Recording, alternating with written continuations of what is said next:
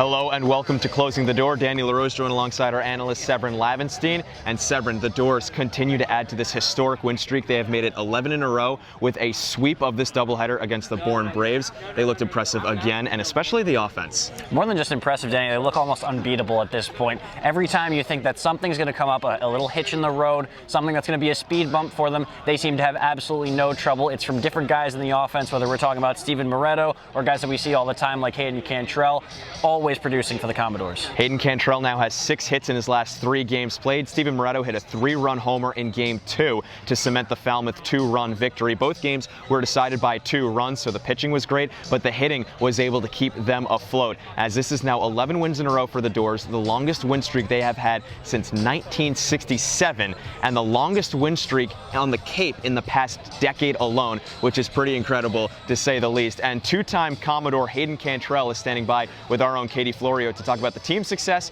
and his own success. Katie. Thanks, guys. And Hayden, a good day for you. You've been consistent over the past couple of games. What has been your key to success? It's been the same thing as always, just continue to go every day. It's a grind, and, showing up every day and having fun is part of it.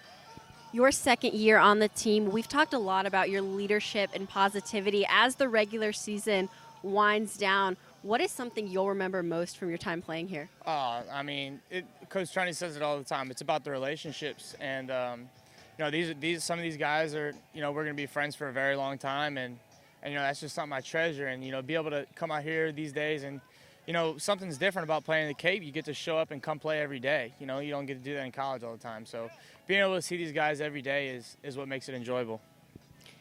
You'll go back to Bourne tomorrow night. What are some takeaways from today's game as you play them for a 3rd time straight tomorrow? Yeah, it's all about staying hot. The Doors are hot right now, and so nothing's got to change. We don't have to do anything else different. We just got to show up every day ready to play. Thank you, Hayden. Guys, back to you.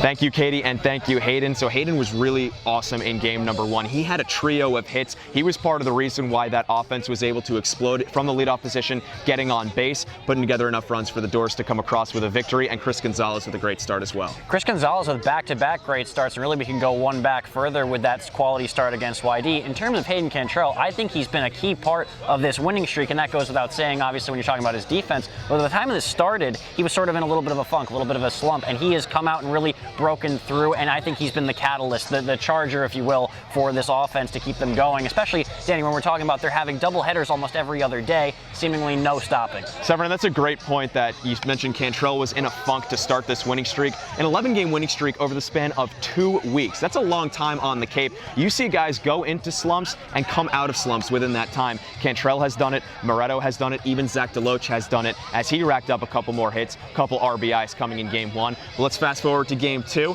They got a quality start out of Brant Brown, only his first start of the summer, gets a win in his first start, but especially Aiden Maldonado and the rest of the guys in the bullpen really locking things down in the 6-4 victory. It seems a little bit like plug and play sometimes. They've lost some guys like Thomas Girard that mainly are mainstays at the back end of that bullpen. You see Maldonado come in at the end, and you saw Robleski yesterday with really what was a quality start at the top end of that rotation. So while some guys have come in and out and sort of shifted around from what might be scheduled days in their starting or scheduled days in that rotation, they still come in, and once again it's a seamless transition from that starter to the bullpen.